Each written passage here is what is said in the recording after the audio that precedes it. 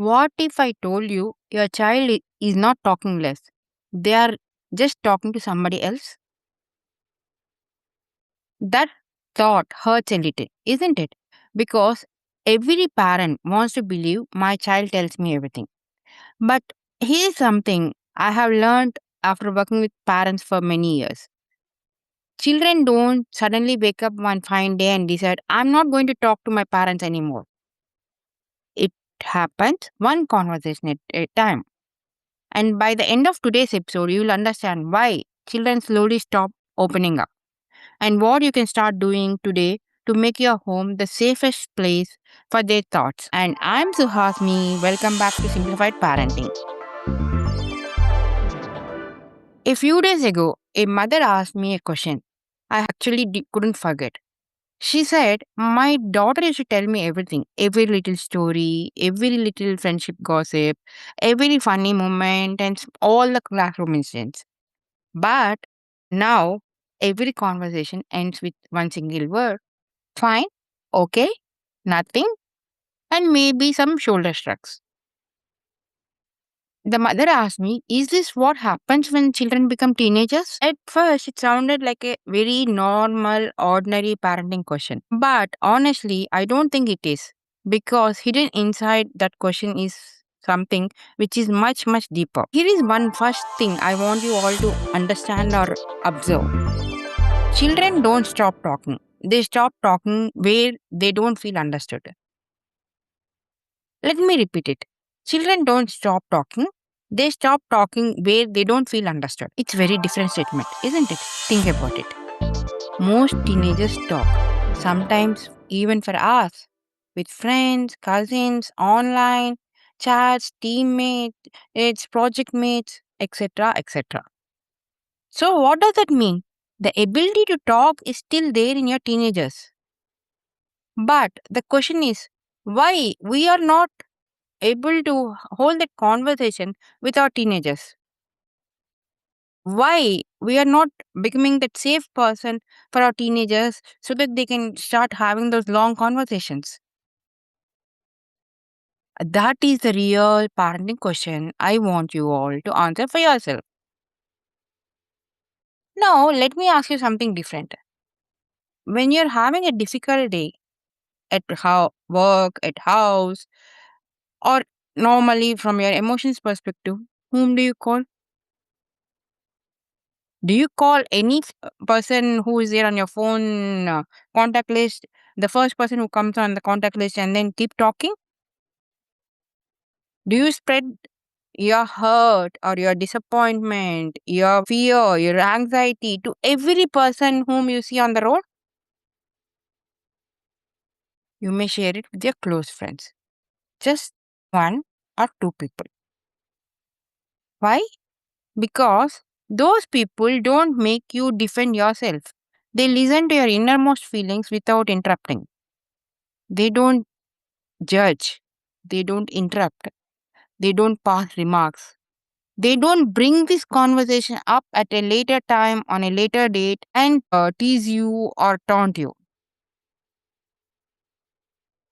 They don't immediately tell you what you should do in this particular situation, what you should have done, what you should do, etc.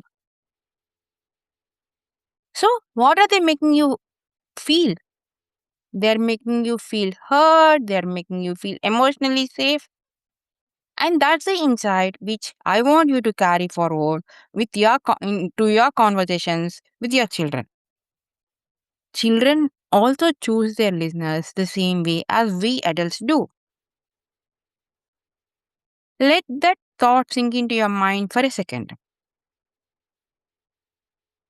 I want to give one more thought or thread to think about. Many parents think if I give my child good advice, they'll keep coming to me again and again for advices and they'll keep sharing their problems with me. But that's not the case in the reality. It's not because your advice is wrong, but because they were missing the connection before the correction. Let me repeat it. Your child wanted connection before correction. Sometimes they don't need solution. They simply need someone willing to sit beside them while they make sense of their own thoughts. Imagine this, your child starts telling you about something that happened at the school. Within 30 seconds, most parents respond with, "Why didn't you do this? Why did you do that? Next time, I think you should do like this." Here, our intention is of pure love, but the experience for the child is completely different. Instead of feeling hurt, they feel evaluated. And slowly, without either of you noticing, their stories start becoming shorter and shorter, not because they don't trust your love, but because they don't trust that you both can have a good, lengthy conversation. The difference is huge. So, here is a small experiment I want you all to try it out for this week.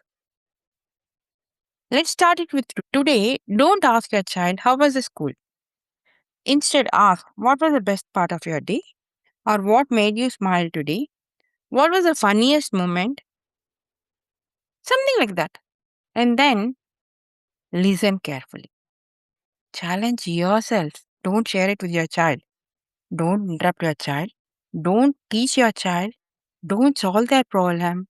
Don't even think of giving any response. Wait till your child finishes their story. Just listen. Active listening.